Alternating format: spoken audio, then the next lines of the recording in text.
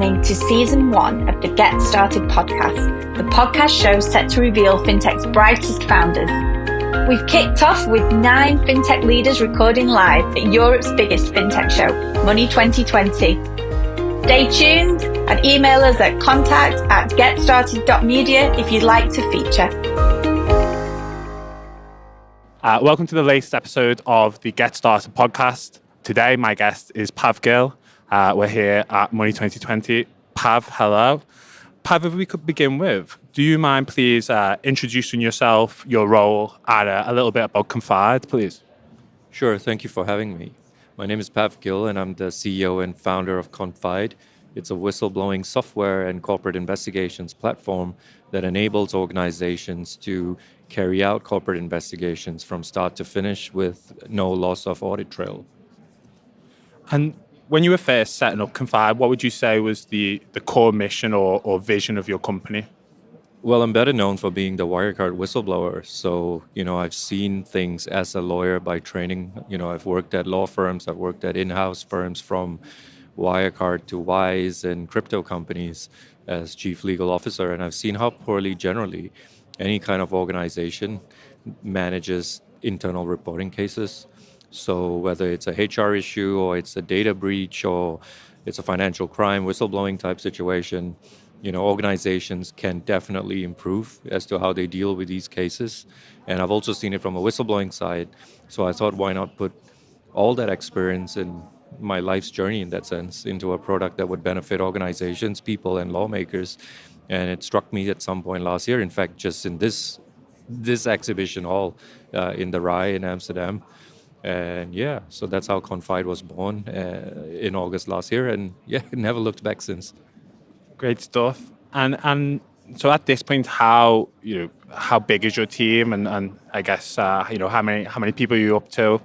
Well, we launched officially in March, or end of February, really, but effectively March. And we've got 15 engineers working full time. That's myself, CEO. I do a lot of the investor outreach and client outreach. And then I've got Ryan, who's my co-founder. He's in charge of all things product and tech. So now we're going to move on to sort of a section we have on every episode, which is the started in 7 questions. We ask the same 7 questions to sort of every founder to try and find out their personal perspectives on a number of these sort of topics.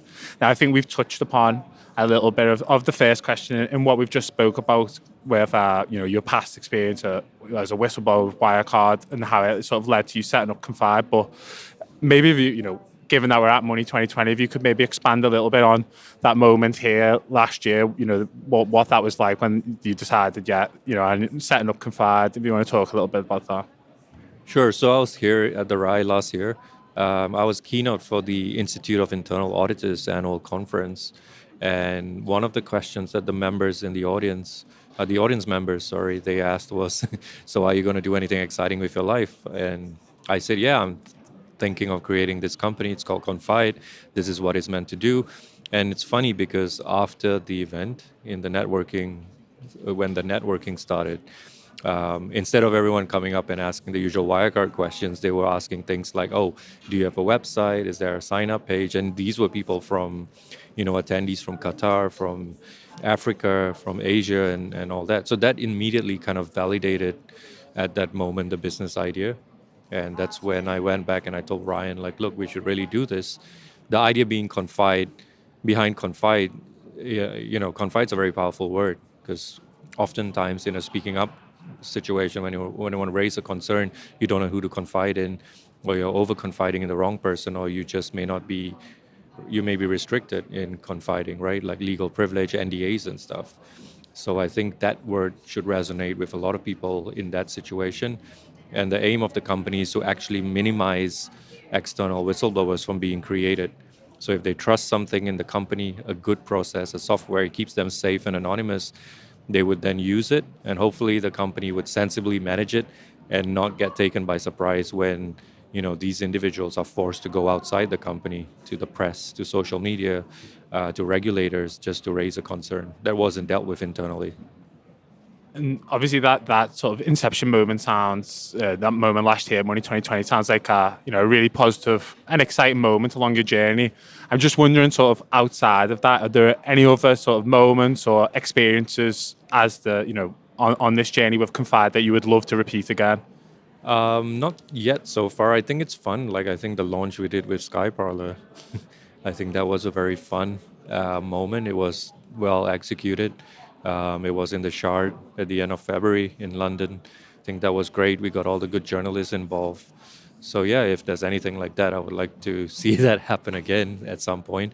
Maybe when the company has reached, specific milestones in its growth journey, then yeah, that would be something definitely worth going through again. Thank you, and I'll make sure you get your bonus for the Sky Parlor mention. So just on the flip side of that, then I guess has there been any moment so far on a journey? And obviously, Confide is quite a young company, but any moments that you hope to never repeat again? Yeah, I think it's very important that at the start of your founding journey, you don't get too distracted by fundraising from, venture capital and those kinds of big money sources of funding. I think the risk is that you get waylaid of your original purpose and mission. So I think it's very important that founders, to the extent necessary, get maybe angel investments or they bootstrap, and they really put that effort into developing the product. And once the product is sound and it's live, and customer acquisition is already being followed with the pipeline growing, and I think that would be the right moment to then think about things like VC funding and bigger sums. If we can move on to motivations, and obviously everyone has different motivations. I know it seems like you're driven by not just sort of an ambition to be successful with Confide, but there's a real mission and purpose there. So just wondering, I guess, in your own words, what is your biggest motivator, and why perhaps does it motivate you so much? I think the biggest motivator is just being allowed to speak freely, right? I think every human being should be allowed to speak what's on their mind. Obviously, not in a unchanneled, crazy way, but in a way that's genuine to an extent. So if someone has a concern, it could be any kind of concern in any kind of place, even in a workplace. They should be able to raise it without feeling that they would be punished for that, or there would be backlash for raising a genuine concern. So I think, when you look back in a lot of societal areas, everyone's always being told historically to keep their heads down, just not speak too much, not raise too many issues, just keep that in check, which I think to some extent is unhealthy. And if you look at what's happening in the last couple of decades, I think the movement is really towards speaking up. We saw that with the Black Lives Matter movement. We saw that with Me Too, Occupy Wall Street, the whole ESG thing as well, the environmental aspects, which are ongoing with all the demonstrations we see for climate change. So I think there is that tendency to now want to really speak up for what you feel strongly about, or what is generally a concern that is affecting you. And so the mission is really to have organizations create those safe environments to allow people to do that without repercussions in an adverse way on their professional job status and job security. No, I think the next one we spoke obviously about the successful launch event you guys had at the Shard. The sort of incredible initial interest that's already developed in Confide. So I imagine we kind of know the answer to this one, but I guess in your opinion, did you expect Confide to be more or less successful by this point in its admittedly quite short life cycle? I think success can be measured in different metrics. So yeah, from a PR standpoint, it was extremely successful. I'm more focused now on getting Confide into organizations out there. I think with that word, with the fact that the technology is way more advanced than any other competitor out there from a whistleblowing product standpoint, I think the potential is great. What we really want to do is democratize whistleblowing and access to these solutions. So initially we started off with saying and strongly believing that because it's a premium product, the pricing should be premium. But I think now we've kind of, through that journey, learned that, look, it's more important that people actually have this product than not have it, right? So whatever it takes to get it to these companies, is what we are focusing on, even if that means we are giving it for a non-premium pricing, for example.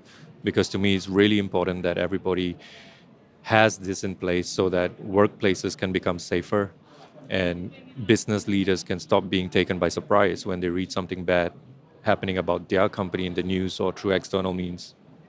And just to pick up on that, as a founder, trying to navigate that path and build a successful business in that early stage, how important is that flexibility that you've just spoken about there? Being able to slightly change tact or change, profile of audience or whatever it needs to be to, I guess, make those adjustments to sort of to break through. Do you see that as being a really important thing? It is, and that's why when I mentioned earlier, if you do get massive funding early on, that could end up being challenging if it's impacting your financial model that you received that funding upon, right? On the basis of, rather, that could not, that would result in you having to explain and create other financial models to meet those targets. Whereas if you're not in that situation, then you have that full flexibility to say, like, based on learning so far, we are reasonably comfortable from an angel investment standpoint. We think based on surveys and actually speaking to customers, this is what they require. So we need to now focus the product on that side of things, make it actually something that fixes operational problems of day-to-day people who would use it. So I think that kind of flexibility is critical because you're not hampered by targets and financial models, which would be the case for if you get huge amounts of funding and stuff as a risk. I guess leading off the back of that, and as you just described there, that's a way that companies can very easily, especially startup companies, very easily become unstuck. Aside from that, in your opinion, why do so many startups fail to break through or fail to succeed? Is there a sort of a single reason, or I guess I think it really boils down to having a good sales strategy, right, and a business development strategy. So you could have the best kind of product out there, but if there's no one who's going to put it in everyone's faces, get people to try it, get the PR, get the marketing, get the sales channel and funnel growing, then it's just not going to work out. Because either you'll run out of money or you'll just not have customers that are in that pipeline to validate your idea and product. So I think that's where, again, a lot of learning experience is coming in a very short time. And that's where I think potentially startups would have failed. And also I think startups would have failed if they had very aggressive targets to meet, whether those were set by investors or other parties, or they set it for themselves. I think that's also where it fails. And now funding is even more difficult to get, right? So I think that's also a key. And of course, if you are a startup in the fintech or regulatory environment, and if you haven't dedicated enough of the resources to legal risk and compliance or governance aspects, then that would very quickly create a risk environment that you could actually hit and come crashing down quite fast. And a final question. This doesn't have to relate to fintech or tech. This can answer this one kind of however you want. In 10 years' time, again, in your opinion, what do you think will be fundamentally different about our lives? I think AI would be a huge part of everyone's lives. I think machines would be blending very much with human life and behavior, right? Whether it's environmental or it's work. I think careers would be impacted. I think we'll even have new kinds of careers pop up. It's crazy, but people are already starting to kind of get into romantic relationships with AI bots. So, we could even see a huge change in the dating space or in the relationship space. So I think that's what I think in 10 years will happen. It's exciting. It's also apprehensive at the same time. But it's exciting, right? We all have, and because of that, we all have to evolve regardless of age to keep up with what's happening. If you're a parent, you also want to know what your kids up to, what technology they are engaging in. And so I think in a positive way, technology has really forced everyone, regardless of age, to adapt. And that's a nice thing to see. And yeah, of course, AI is a huge theme here this week in Money 2020. I think it's on pretty much every second board that's plastered up around the venue. So with Money 2020 in mind, obviously we're here this week. You yourself have a background at this at the event. It's played a big part in Confide's sort of history. So I guess we wanted to focus on this week in our issue of the week segment on Money 2020. And I guess what events like Money 2020 and broader events mean to the fintech community, whether they're still as relevant today as they were maybe a few years ago. So I guess just to start with, why is an event like Money 2020 important to the fintech sector? It's important, and this is my first Money 2020 event. So I've never actually been to Money 2020. This is the first time. I think it's, from what I see, and this is day one of the event, I mean, it's a great place to bring everyone in the ecosystem together. And whether you have a booth or you're just an attendee or you're a speaker, I think the biggest benefit of the event is really the ability for you to go and speak to people you've never spoken to before or met, and really build those relationships, whether it's personal or it's professional, especially. And I think this venue for the event actually is a great forum to do so. When would you say is the right time for a startup founder to consider coming to an event like Money 2020? Because of course there is a cost attached to it. It's not a cheap thing to come to. So when I guess those milestones to say, okay, I can actually now go to an event like that and really generate value back for my business. I don't think there's a particular stage in the growth cycle. Of course, like as companies get bigger and they're going through Series A, B, C, or getting listed and stuff, the booth sizes tend to be bigger and fancier. But I think, even if you're a startup like Confide is, you would generate a lot of value, right? Just by making yourself known, being present, being, to an extent, extroverted and really meeting people. And I'm an introvert. I generally have to force myself to do this. But I think once you start doing it, and you realize that everyone is in that same kind of situation as well, right? Everyone also is here to network and mingle. Then I think you would reap the rewards from that kind of strategy in Money 2020 or any of these kinds of events. And I guess just to close on Money 2020, what are your big ambitions this week? What does a successful week look like here for Confide? It's again about making partnerships, getting customers, and I think we have been successful already in day one where that's concerned. And I'm really grateful to actually see that, like, it's taking place live in front of me, right? It's not being done over email or over Zoom call. So I think that is quite positive, and it really motivates you to want to do more. So if this is what we achieved in day one, I really want to achieve more in day two. Right, and then build on that momentum going forward.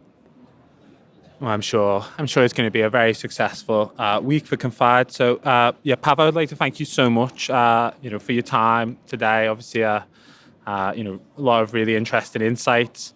I guess just to close out, if there are any sort of final thoughts you want to, share, or maybe let people know where they can find out a bit more about Confide and yourself. Yeah, definitely. Our website is www.confideplatform.com, and you can find us there, or you can find us on LinkedIn under Confide, or you could just hit me up on LinkedIn as well under Pav Gill. Thank you. Thanks for having me. I should just note, Pav has a Wikipedia page as well, so you can always look him up on there too. Pav, thank you so much for your time. It's been great. You've been listening to Get Started Podcast, the podcast show set to reveal fintech's brightest founders, brought to you by Communications House for Entrepreneurs, Started. To take part, email contact@getstarted.media or WhatsApp us on +44 7822 01 8863.